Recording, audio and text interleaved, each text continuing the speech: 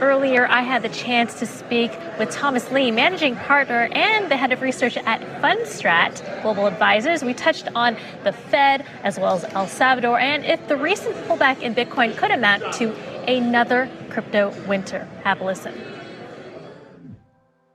I think today crypto has come a long way in terms of the quality of participants, the expansion of participation. I think the institutional sort of ownership is growing, but it's still quite small. And I think the quality of the companies and just the people involved, I mean, it's grown a lot. So I think in some ways, I do think a crypto winter is happening, but I would still think that 2020 still looks more like 2017, meaning we're still in the middle of I think, a pretty big up move in crypto. Mm-hmm. Are you still predicting 100,000 Bitcoin by the end of the year, or where's it, or 100 million? Because I'm talking to Thomas Lee, so you never know. Yeah, I think Bitcoin can, it's roughly 45,000 today. I think it could easily get to 100,000 before year end, but I think that's in the context of what we see as a bigger move in financial markets. So I think equities are broadly going to rally into the end of the year, and that takes up crypto. And longer term, again, it's a network value asset. So I think as adoption grows, I think Bitcoin can get to, the 500,000, 1 million in a few years as well. Mm-hmm. What do you see happening with the Fed? And COVID can be the surprise. We don't know what's going to happen with COVID. But the Fed has been talking about tapering, and we have central banks around the world talking about it, but slowly moving towards it perhaps. But how do you think that will impact markets? Yeah, I think the easiest way we think about what the Fed's going to want to do is, one, we're only 1 year into an expansion. So it's really early for the Fed to try to normalize policy.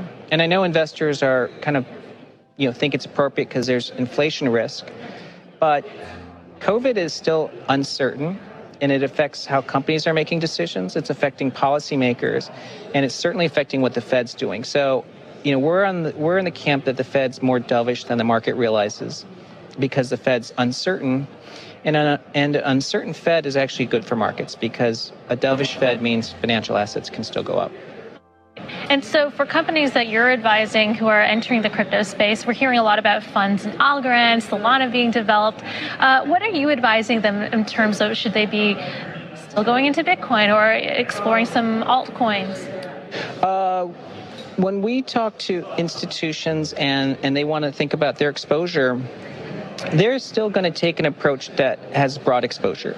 So owning Bitcoin and Ethereum make a lot of sense, but there's a lot of great projects out there, including Solana. And, believe it or not, many are interested in also getting involved in the very earlier stages of things that are either DeFi related or NFT. So I think there's broad interest. It's just, there's a lot of noise and there's a lot of opportunities. And I don't think they expect to have the same returns that they get in equities, which means they might have more projects fail, but the potential return is much greater. And when you hear of countries like El Salvador making Bitcoin legal tender, we have Ukraine talking about making Bitcoin legal tender. What are your thoughts when you see that emerging?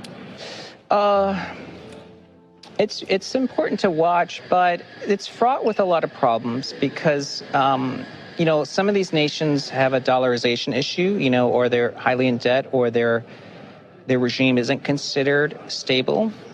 So it raises the risk of either money laundering or being home to, people who are trying to escape FinCEN and regulation. So I think it's got a mixed effect, but over time, if it can actually bring some of these nations and maybe the citizens out of poverty or democratize finance, it's actually a good thing. So I think it's just worth watching. Okay. We also have the SEC Chair Gary Gensler appearing before the Senate on Tuesday. What are you anticipating coming out of the regulators in the United States as they start investigating DeFi, even Coinbase in their crosshairs? It's very difficult to predict what regulators will do. They tend to watch, take a lot of notes. They don't have to be in a rush. And then when they make a decision, it's going to be decisive. So I think one of the best things that the industry should do is try not to antagonize regulators, but it's very uncertain. And Gary Gensler, is very educated on crypto. I mean, so it's not as if he doesn't understand the space.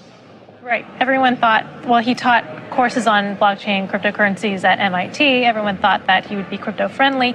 And so, but with these investigations, everyone is pretty uncertain.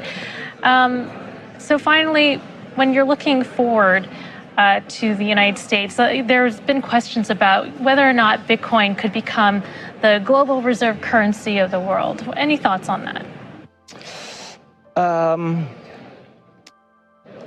I would say Bitcoin adoption, I think, is somewhat unstoppable now because it is so widely held and it's really proven its usefulness. But to topple the dollar is a tall order. So that's part of the uncertainty. I am still in the camp that I think the dollar is going to be sort of the dominant currency, but Bitcoin may be the dominant reserve asset. So are you advising that corporations stock up their reserves in Bitcoin? Well, a lot of companies don't store gold, so they probably won't store Bitcoin. But it will make a lot of sense for companies to really deal with digital assets. And I think Jeremy Allaire in the panel today made a great point, which is, when you look at stable coins like USDC, it's really much more useful for micropayments than dollars. Because, in dollar, the smallest unit is a penny, but with USDC, it can be fractionalized. So it'll be interesting to see how this all plays out. But I think the dollar stays around, but I think, of course, Bitcoin grows in its usefulness. In terms of stablecoins and cryptocurrencies, when you have negative rate environments, does that pose a more attractive place to put your assets and your money? Yeah, absolutely. Now, when it comes to negative rates, I think the best way to look at it is the level of interest rates less inflation, so a negative real rate. And for the last 120 years, the U.S. was in a negative real rate environment for 26% of the time. So we could be in for 10 years where real interest rates are negative. That's great for hard assets or digital assets. So I think this is a great environment for Bitcoin and digital.